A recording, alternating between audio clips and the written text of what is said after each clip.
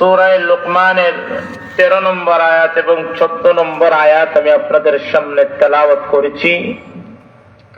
আয়াতের সাথে সম্পৃক্ততা রাখিয়া অসংখ্য অগণিত নবীজির হাদিস থেকে একখানা হাদিস তেলাওয়াত করেছি। চেষ্টা করব এই আয়াত এবং হাদিসের আলোকে আপনাদের সম্মুখে কিছু আলোচনা করার। সেই জন্য আপনাদের কাছে আমার যে কথা, যে শেষ পর্যন্ত আপনারা ইনশাআল্লাহ থাকবেন তো, জোরে বলুন না, থাকবেন তো ইনশাআল্লাহ। তো আমার আপনাদের কাছে আরজি থাকবে, বিক্ষিপ্ত ভাবে এইরকম না বসে সামনে জায়গাগুলা ফাঁক মারিয়া আমরা সবাই সামনে অগ্রসর হয়ে বসি, যাতে পরবর্তীতে যারা আসেন তারা বসতে কোনো অসুবিধা না হয়। সম্মানিত উপস্থিতি, এই পৃথিবীর মধ্যে সবাই সামনে আসেন। একটি বিষয় আমি প্রায় জায়গায় বলি, দেখেন আমাদের বাংলাদেশে এক সময় বৃদ্ধাশ্রম নামে কোনো জিনিস বা কোনো প্রতিষ্ঠান, কোনো ঘর ছিল না। কিন্তু বর্তমানে প্রত্যেকটা বিভাগে, এমনকি জেলায় জেলায় বৃদ্ধাশ্রম নামে একটা সংস্থা আছে, একটা প্রতিষ্ঠান আছে। জানি না আপনাদের এলাকায় আছে কিনা। বৃদ্ধাশ্রম বুঝছেন তো আপনারা সবাই? এখনো বুঝেন নাই সবাই? মানে ছেলে মেয়ে মা বাবাকে টাকার বিনিময়ে একটা প্রতিষ্ঠান রাখে, আর এই প্রতিষ্ঠানের কর্মচারীরা তাদেরকে লালন পালন করে, আর মাসিক ছেলে মেয়ে একটা বেতন দেয় প্রতিষ্ঠানকে। অর্থাৎ এক কথায় মা বাপরে নিজে খাওয়ায় না, নিজে ভালায় না, নিজের সাথে থাকে না, সন্তান অন্যত্র চলে যায়, আর মা বাবাকে বৃদ্ধা অবস্থায় বৃদ্ধাশ্রমে রাখে। আপনাদের এলাকায় এমন আসেনি? জোরে বলুন না। নাই তো? জোরে বলুন না, আসেনি? আপনাদের এলাকায় না থাকারই কথা, কারণ আপনাদের এলাকা উলামায়ে কেরামের এলাকা। শেখ বায়ুমপুরি রহমতুল্লাহি আলাইহির কদমে ধন্য আপনারা, শেখ হরিপুরি রহমতুল্লাহি আলাইহির কদমে ধন্য, যার কারণে আপনাদের এলাকায় এমন না হওয়ারই কথা। কিন্তু ছেলে মেয়ে উপযুক্ত হওয়ার সময় বৃদ্ধ মা বাবাকে বৃদ্ধাশ্রমে রাখাটা আপনাদের দৃষ্টিতে এটা ভালো বিষয় না অত্যন্ত জঘন্য বিষয়? জোরে বলুন না, অত্যন্ত জঘন্য বিষয়। আজকাল আমরা ছেলে মেয়েরা যদি উচ্চ শিক্ষায়, আধুনিক উচ্চ শিক্ষায় শিক্ষিত হয়, তাহলে মা বাবা ছেলে এবং ছেলের বউয়ের মর্জি অনুযায়ী চলে, যে আমার কোনো কথায় আমার ছেলের নি কোনো আঘাত পায়। ঠিক না বেটি? এটা আধুনিক শিক্ষা। আর যদি ছেলে আপনার আলিম হয়, আপনার তিনি শিক্ষায় শিক্ষিত ছেলে, এই চিন্তা করে চলে যে আমার কোনো কথা আচরণে কি আমার মা বাবার নি কোনো কষ্ট হয়। ঠিক না বেটি? আধুনিক শিক্ষা আর কোরআনের শিক্ষায় পার্থক্য আছে না নাই? আধুনিক শিক্ষা হইল ছেলে মেয়ে মা বাবার প্রতি কত খেয়াল রাখে না, টাকা পয়সা নিয়ে তার বিবিকে নিয়ে থাকে। আর ইসলামী শিক্ষায় শিক্ষিত যারা উলামায়ে কেরাম কোনদিন কোন মা বাবারে বৃদ্ধাশ্রমে রাখে না। জোরে বলুন না, ঠিক না? দেখছেন না আজ পর্যন্ত কোন আলিম, আপনাদের মাদ্রাসার কোন আলিম, কোন ইমাম তার ছেলে তার মা বাবারে বৃদ্ধাশ্রমে রাখছে? জোরে বলে দেখছেন না?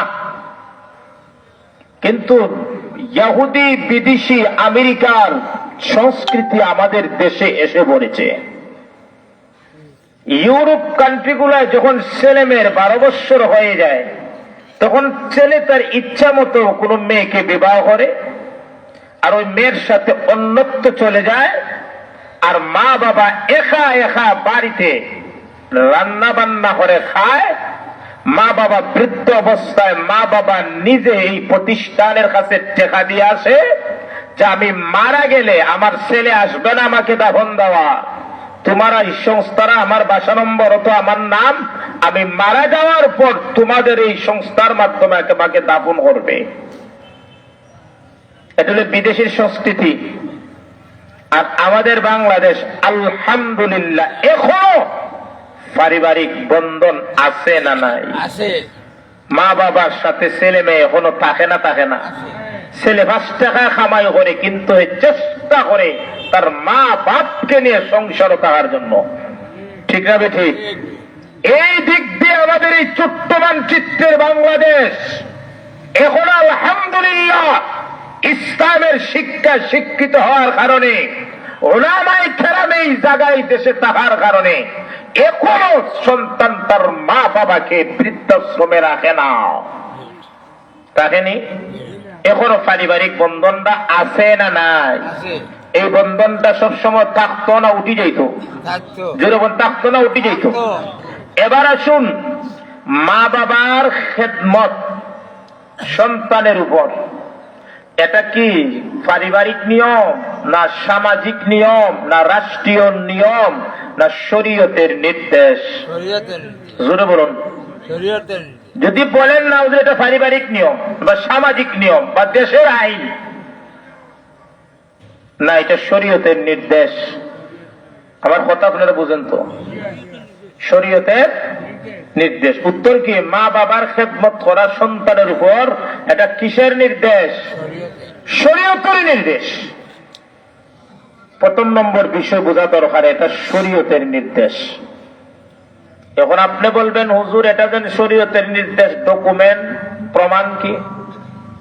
আমি উত্তরে বলবো যে কোরআন অনেক সূরায় অনেক আল্লাহ এই ব্যাপারে সন্তানদের মা বাবার হকের ব্যাপারে অনেক আলোচনা করছেন। আছে না নাই? যেমন এক আয়াত আল্লাহ ফরমায় সূরা নিসা, وَاعْبُدُوا اللَّهَ وَلَا تُشْرِكُوا بِهِ شَيْئًا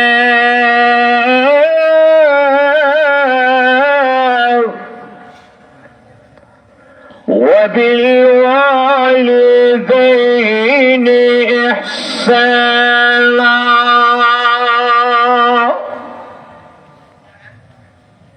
আল্লাহ তামাম পৃথিবীর মানুষ সমস্ত মানুষের প্রতি নির্দেশ দিয়ে আল্লাহ বলেন ইবাদত করে একমাত্র আমার আল্লাহর। ইবাদত করতে গিয়ে আমার আল্লাহর সাথে শরীক করিও না। কেন? আমি আল্লাহ তোমাদেরকে সৃষ্টি করেছি। আমি আল্লাহ যেহেতু তোমাদেরকে সৃষ্টি করেছি, এই হিসাবে দাবি হলো তোমরা আমার গোলাম হিসাবে আমার ইবাদত করা। ঠিক না ঠিক? এরপর আল্লাহ বলেন وَبِالْوَالِدَيْنِ إِحْسَانًا। আর এই পৃথিবীতে আসার মাধ্যম হইল তোমার মা বাবা। সৃষ্টি করেছি আমি আল্লাহ, আর এই পৃথিবীতে আসার মাধ্যম হলো তোমার মা বাবা। ঠিক না? সুতরাং সৃষ্টি করেছি আমি, ইবাদত করো আমার আল্লাহর। আর এসেছ মা বাবার মাধ্যমে, তোমার মা বাবার সাথে সদ্ব্যবহার করো। এটা আমার কথা না কোরআনের কথা? তাহলে মা বাবার খেদমত সামাজিক নিয়ম না পারিবারিক নিয়ম না রাষ্ট্রীয় নিয়ম না শরীয়তের নির্দেশ? জোরে বলুন না। শরীয়তের নির্দেশ।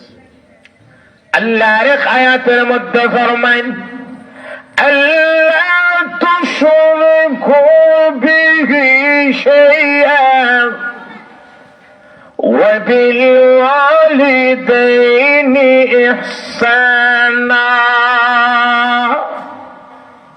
মা বাবার খেদমত করো। আল্লাহ আরেক আয়াতের মধ্যে ফরমায় وَقَضَى رَبُّكَ أَلَّا تَعْبُدُوا إِلَّا إِيَّاهُ وَبِالْوَالِدَيْنِ ইহসানা। আমার আল্লাহর ইবাদত করো, মা বাবার খেদমত করো। আছে না নাই? যেটা বলেন আছে না নাই? সূরা আনকাবুতের মধ্যে আছে, ووصينا الإنسان بوالديه حسنا। মা বাবার খেদমত করো। আছে না নাই? সূরা আহকাফের মধ্যে আছে, ووصينا الإنسان بوالديه إحسانا। মা বাবার খেদমত করো। আছে না নাই? সূরা লুকমানের মধ্যে আছে, আনিশকুর লি। আবার আল্লাহর শুকরিয়া আদায় করো, সৃষ্টি করেছি আমি এই জন্য। ওয়াবিল ওয়ালিদাইক, সাথে সাথে মা বাবারও শুকরিয়া আদায় করো। সূরা নিসা, সূরা বাকারা, وَإِذْ أَخَذَ اللَّهُ مِيثَاقَ بَنِي إِسْرَائِيلَ لَا تَعْبُدُونَ إِلَّا اللَّهَ وَبِالْوَالِدَيْنِ إِحْسَانًا। আছে না নাই? সূরা বাকারা, সূরা নিসা, সূরা আনকাবুত, সূরা বনী ইসরাঈল, সূরা আহকাফ, সূরা লুকমানের মধ্যে আল্লাহ মা বাবার খেদমত করার কথা নির্দেশ দিচ্ছেন না, দেন নাই?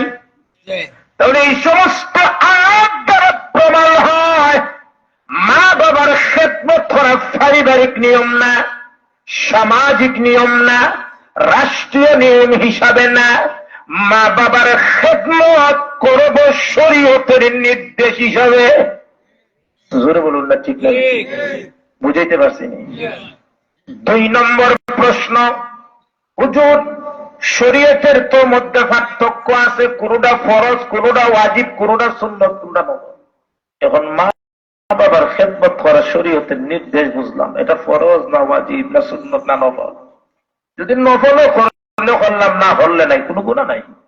আর যদি ফরজই হয় তাহলে করতেই হবে, ঠিক না বেঠিক? 2 নম্বর প্রশ্ন, মা বাবার খেদমত ফরজ না নফল? এটা কইলেই না প্রমাণ লাগবো? জোরে বলি না, প্রমাণ লাগবো না লাগবো না?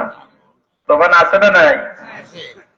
আমি আপনাদের সম্মুখে যে সমস্ত আয়াত তেলাওয়াত করেছি, সবগুলা আয়াতের শুরুতে আল্লাহ বলেছেন আমার ইবাদত করো, এরপরে আল্লাহ বলেছেন মা বাবার খেদমত করো।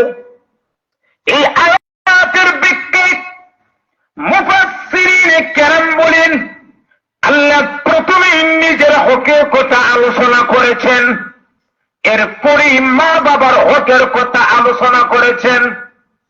এর দ্বারা আল্লাহ সমস্ত পৃথিবীর মানুষকে নির্দেশ দিয়েছেন, ওই পৃথিবীর মানুষ যেমন ভাবে আমার আল্লাহর খেদমত করা ফরজ, নামাজ পড়া ফরজ, রোজা রাখা ফরজ, হজ করা ফরজ, যাকাত দেওয়া ফরজ, ঠিক না? যেমন ভাবে আমার আল্লাহর খেদমত করা ফরজ, ঠিক তদ্রূপ দুনিয়ার প্রত্যেকটা সন্তানের উপর মা বাবার খেদমত করা ফরজ। জোরে বলো ঠিক না? তাহলে 2 নম্বর বুঝলাম যে মা বাবার খেদমত করা ফরজ না নফল। ফরজ ইচ্ছাকৃত ভাবে ছাড়লে কবিরা গুনাহগার হয়। মা বাবার খেদমত যদি কোন সন্তান করে না, কবিরা গুনাহগার হইব, ঠিক না বেটি? জোরে বলো না ঠিক না বেটি? তাহলে প্রথম আলোচনা বুঝলাম মা বাবার খেদমত করা শরীয়তের নির্দেশ। 2 নম্বর বুঝলাম মা বাবার খেদমত করা এটা ফরজ। এটা কি ফরজ? এবার আসুন গুরুত্ব কেমন মা বাবার খেদমত, খেয়াল করে শুনেন, গুরুত্ব কেমন দেখেন। وعن أبي هريرة رضي الله تعالى عنه قال قال رجل ইয়া রাসূলুল্লাহ মান আহাক্কু বিহুসনি সাহাবাতি ক্বালা উম্মুকা ক্বালা সুম্মা মান ক্বালা উম্মুকা ক্বালা সুম্মা মান ক্বালা উম্মুকা ক্বালা সুম্মা মান ক্বালা উম্মুকা কইনা সুবহানাল্লাহ। আল্লাহর নবীজির একজন সাহাবী হযরত আবু হুরায়রা রাদিয়াল্লাহু তাআলা আনহু থেকে বর্ণিত। হযরত আবু হুরায়রা রাদিয়াল্লাহু তাআলা আনহু ফরমান, আল্লাহর নবীজির একজন সাহাবী আল্লাহর নবীজির কাছে সে জিজ্ঞাসা করে, قال رجل يا رسول الله من أحق بحسن صحابتي আমার আত্মীয়দের মধ্যে সবচেয়ে খেদমতের উপযুক্ত ব্যক্তি কে? বলুন না। সাহাবী প্রশ্ন করছে, আমার আত্মীয়দের মধ্যে সবচেয়ে খেদমতের উপযুক্ত ব্যক্তি কে? না না না, আমরা যুবকরা জিগাইলে হইবার শ্বশুর আর শাশুড়ি। জোরে কন্যা ঠিক না বেটি? আর শ্বশুর শাশুড়িরা যেই পরিমাণে বাজার থেকে মিষ্টি নেয়, মা বাবাল্লাহ এর এই পরিমাণের অর্ধেক আনে না। জোরে কন্যা, আমরা শ্বশুর শাশুড়ির গুরুত্ব দিই বেশি, আর মা বাপরে গুরুত্ব দিই না। ইসলাম কি বলে? ওই সাহাবী নবীকে প্রশ্ন করেন, মান আহাক্কু বিহুসনি সাহাবাতি,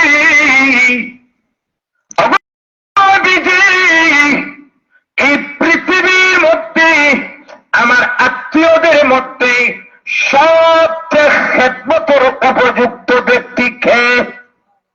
আল্লাহর নবীজি বললেন, ক্বালা উম্মুকা, তোমার মা।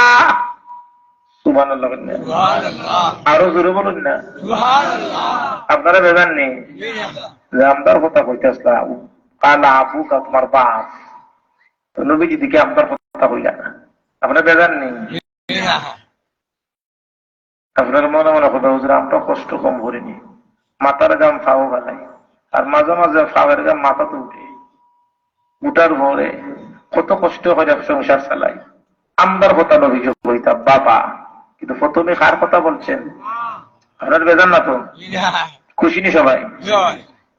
ওই সাহাবী তৃতীয়বার নবীজিকে প্রশ্ন করেন, ওগো নবীজি, এরপরে সে আত্মীয়দের মধ্যে খেদমতের উপযুক্ত? আল্লাহর নবী তৃতীয়বার বললেন, ক্বালা উম্মুকা, তোমার মা। আপনারা বেজান লাগেন, এটা সুবহানাল্লাহ তো জুড়ে হইতে আসতাম না। 2 নম্বর বার কার কথা বলছেন? মার কথা। 3 নম্বর বার সাহাবী প্রশ্ন করেন, মান আহাক্কু বিহুসনি সাহাবাতি, এরপর কে আমার আত্মীয়দের মধ্যে খেদমতের উপযুক্ত? আল্লাহর নবী বললেন, ক্বালা উম্মুকা, তোমার মা। মার কথা হয় বাপ, জোরে বলুন।